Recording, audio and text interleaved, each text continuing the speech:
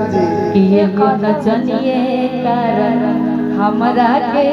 भुलाई रे गइला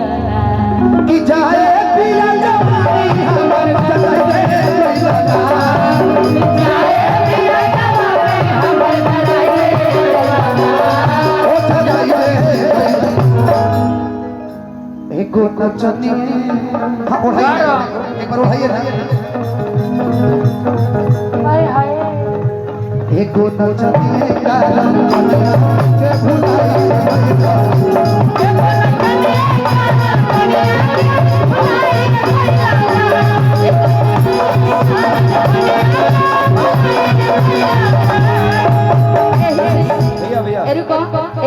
अंजलि जी 41 से 41 नंबर गाड़ी जो रोड पे खड़ी है, जिस गाड़ी का नंबर है 4141, प्लीज आप मैं चाहूंगा कि जिस भी भाई का गाड़ी हो कृपया साइड कर लें। 4141 नंबर गाड़ी।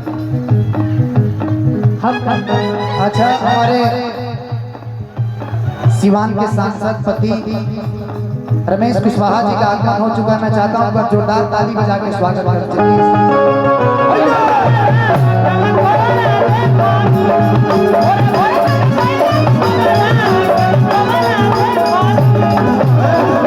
यही से हम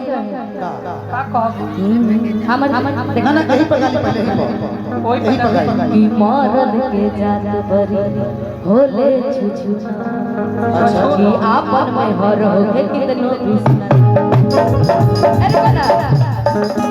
हब्बा के दूसरा के कोठी में हर बेगरी। अच्छा, तो ये बताओ जब मरद से मेहर रोज लड़ी तो क्या करी मरद कि जब मरद से हो जब मरद से अच्छा हो जब मरद से मेहरी लड़बे करी तब घर के बाहर सुतबे करी ना तो भंडार मजा बहरी हरी लड़बे करी तब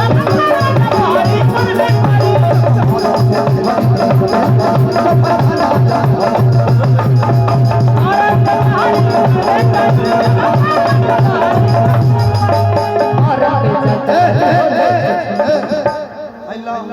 एगो तारा हो गई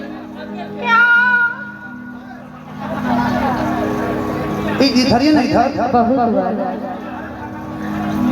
ओहो एक आए खाली हमरा का धरन है ना हमरा का धर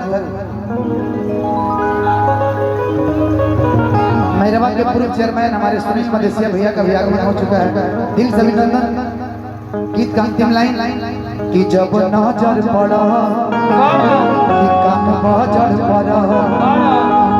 हम भगनी जब कर नजर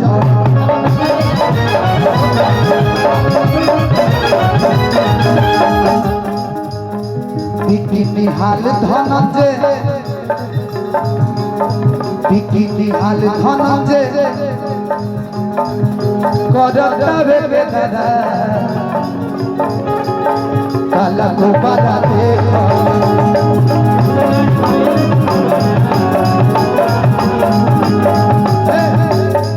हम देखो निहाल देवदा के थोबड़ा हम देखनी धनंजय के थोबरा देखलू हो पैसा हम देखनी धनंजय के थोबरा एक पैसा रहे काला थोबरा देखनी भोरे भोरे बिके गई रही गोबरा रुक काला गोबरा देखो कहियो बिट्टू जी के काला कबर मत देख ले तक बड़ा कि भोरे भोरे फेंक के गई